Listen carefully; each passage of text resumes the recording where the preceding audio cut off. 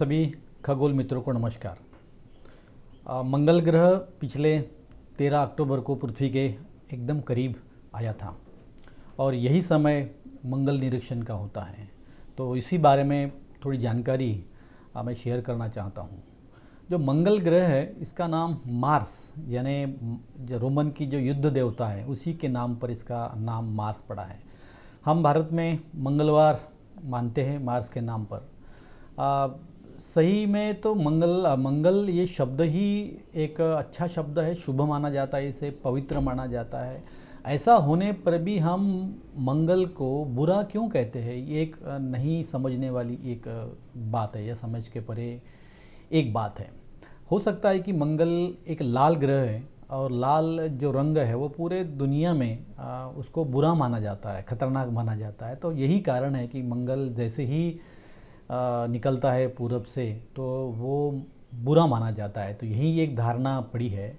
असल में वैज्ञानिक दृष्टिकोण से देखा जाए तो मंगल की जो भूमि है उसमें आयरन ऑक्साइड एक पाया जाता है और उसी के वजह से इसका जो रंग है वो रंग लाल होता है। इसका अगर भौगोलिक दृष्टिकोण से देखा जाए तो जो मंगल ग्रह है वो पृथ्वी के तुलना से आधा है, यानी 6752 किलोमीटर उसका जो है व्यास है।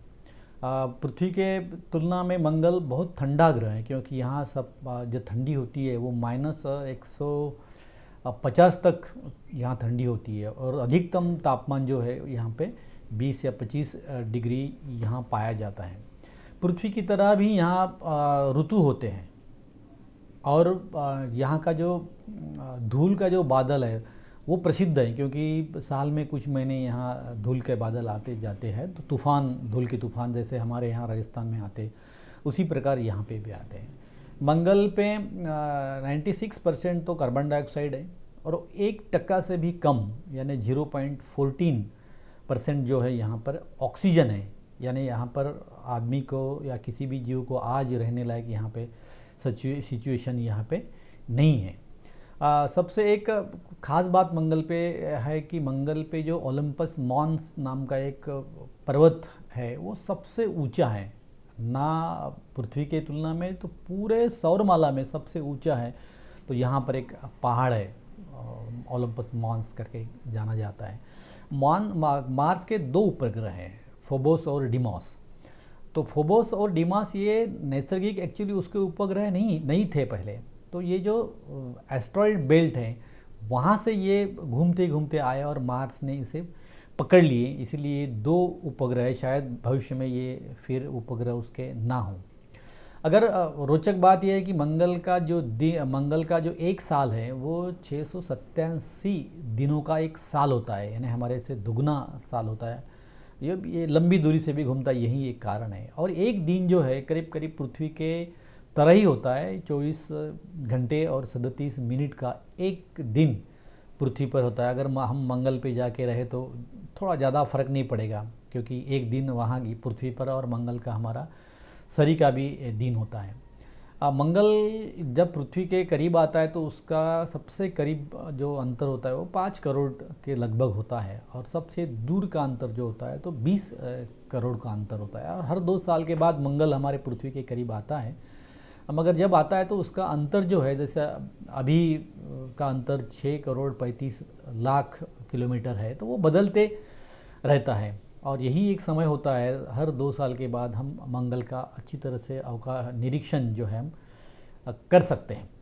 तो मेरी विनती है आप सभी को कि यही एक अच्छा समय है, अक्टूबर महीना, नवंबर महीना की इस समय आप मंगल का निरीक्षण करें क्योंकि अभी वो सबसे अच्छा दिखाई पड़ता है।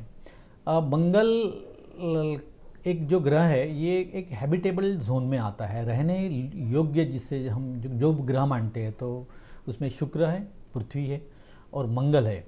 उसमें पृथ्वी पे तो अभी हम लोग रहते हैं, सभी जीव रहते हैं, मगर अभी तक शुक्र में और मंगल में पाए नहीं गई है।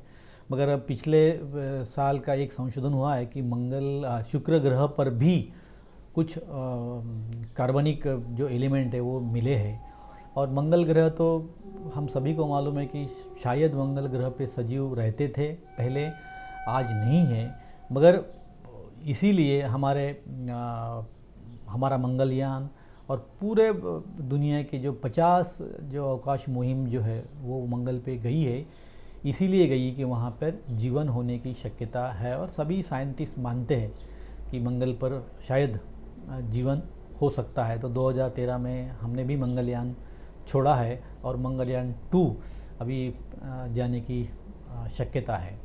मंगल पे जो सैटेलाइट ने फ़ोटो लिए उस पे आधार पर मंगल पे नदियाँ भी पाई गई है, तालाब भी पाए गए हैं, बर्फ़ भी पाया गया है, पानी भी पाया गया है।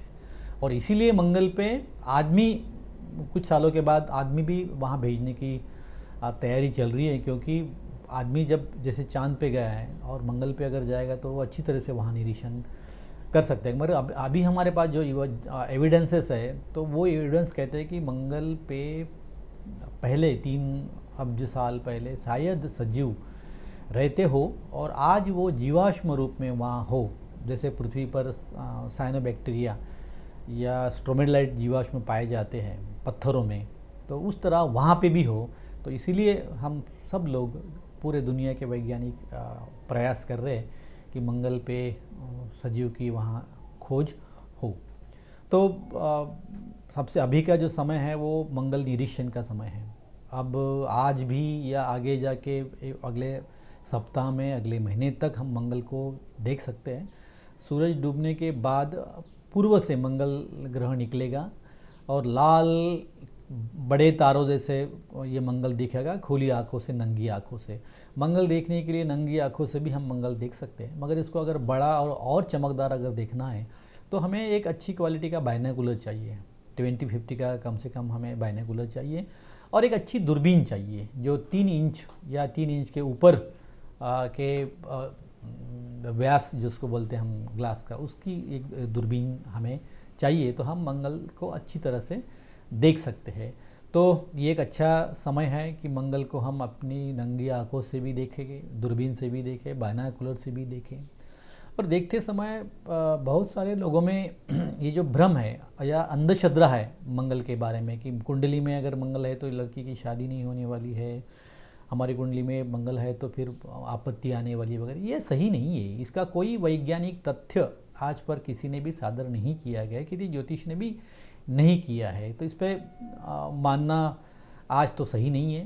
तो मंगल को या ग्रहों को हम वैज्ञानिक दृष्टिकोण से देखें, और जैसे हम चांद पे गए, आगे जाके मंगल पे भी हम जाने वाले हैं, तो ये सभी जो अंधश्रद्धा है वो ना माने और वैज्ञानिक दृष्टिकोण से ही सभी ग्रहों का आप अध्ययन भी करें, उसका निरीक्षण भी करें। तो मैं सभी को स्काईवाच ग्रुप की तरफ से शुभकामनाएं देता हूँ मंगल निरीक्षण के लिए कि यही अच्छा समय है मंगल एक निरीक्षण का, तो आप देखें।